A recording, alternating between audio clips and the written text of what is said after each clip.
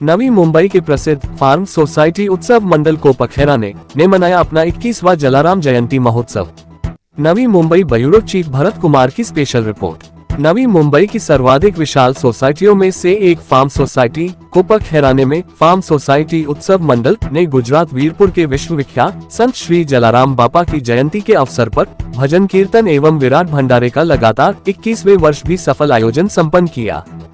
Farm society उत्सव मंडल को संचालित करने वाले ट्रस्टी मंडल में से दो महत्वपूर्ण ट्रस्टी गण श्री रमेश भाई सिठिया जी एवं युवा ट्रस्टी श्री कल्पेश भाई भानुशाली ने इस अवसर पर अपने विचार व्यक्त किए और कहा कि बिना किसी भेदभाव के मानव मात्र के लिए इस भंडारे का भक्ति भावपूर्ण वातावरण में लगातार 21 वर्षों से दानदाताओं के सहयोग से आयोजन कर रहे हैं और संत श्री जलाराम का वसुधैव कुटुम्बकम का नारा आगे बढ़ा रहे हैं। भक्तों ने जहां एक और श्रद्धा भाव से भजन कीर्तन करते हुए संत श्री जलाराम बापा के दर्शन किए, वहीं दूसरी ओर बाबा के प्रसिद्ध प्रसाद खिचड़ी और कढ़ी का भी आनंद लिया। नवी मुंबई के समाज सेवी और लगातार 21 वर्षों से पधारने वाले जलाराम भक्त श्री अल्पेश भानुशाली ने कहा कि यह एक अनमोल अवसर है जलाराम बापा के प्रति समूची मानवता के प्रति सेवा की भावना रखने का और अपनी कृतज्ञता व्यक्त करने का। फार्म सोसाइटी उत्सव मंडल में आज मैं उपस्थित हूँ।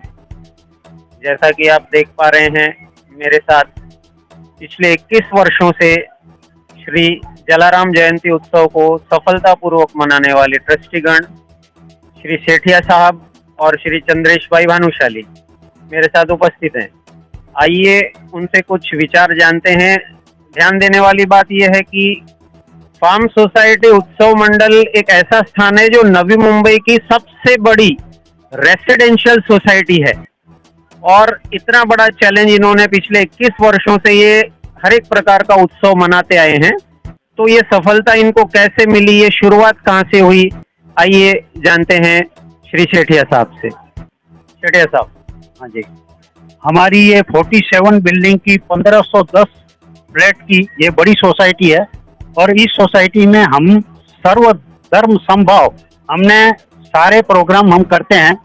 इस सोसाइटी के अंदर हमारी जलाराम जयंती हो, श्री राम नवमी हो या कृष्ण जन्म हो, होली है, हम नवरात्रि धूमधाम से मनाते हैं। जहाँ मतलब दूसरे जगह पैसा दे के भी नहीं इतना मौज आता है, यहाँ ऐसी हम मौज लेते हैं।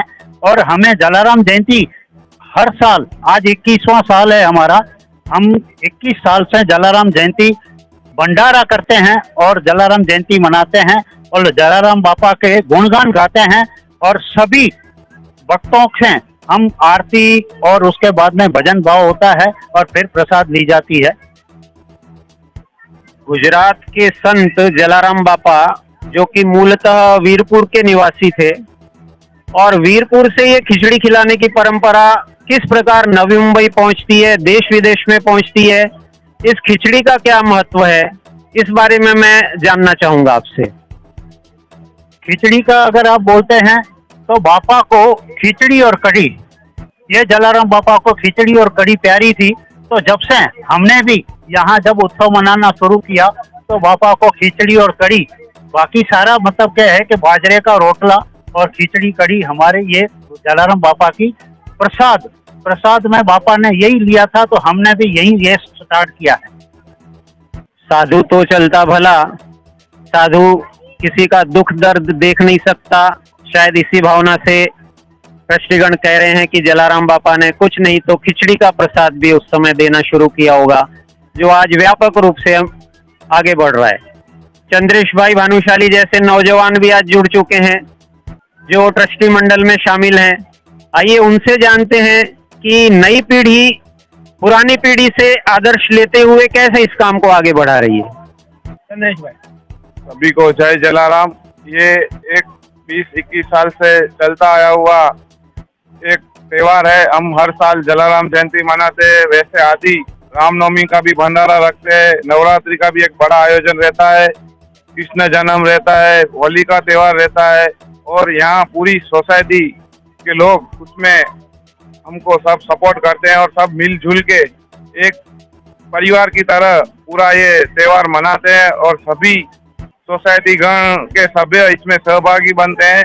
और हम इस बीच में एक ब्लड कैंप भी रखते हैं और बाकी सारे भी कार्य करते हैं। और ये 20 साल से पूरी सोसाइटी के साथ मिलके, सोसाइटी के लोगों के साथ मिलजुल कर सभी एक परिवार की तरह यहाँ रहते हैं और ये सब त्योहारों साथ में मिलजुल कर करते हैं। कोई जात पात का भेदभाव नहीं रहता है। यहाँ पे सभी धर्म के लोग रहते हैं और सभी धर्म के लोग जुड़कर एक अच्छा ये प्रयास करते हैं और सभी हमारी हिंदू संस्कृति को जोड़ के रखते हैं।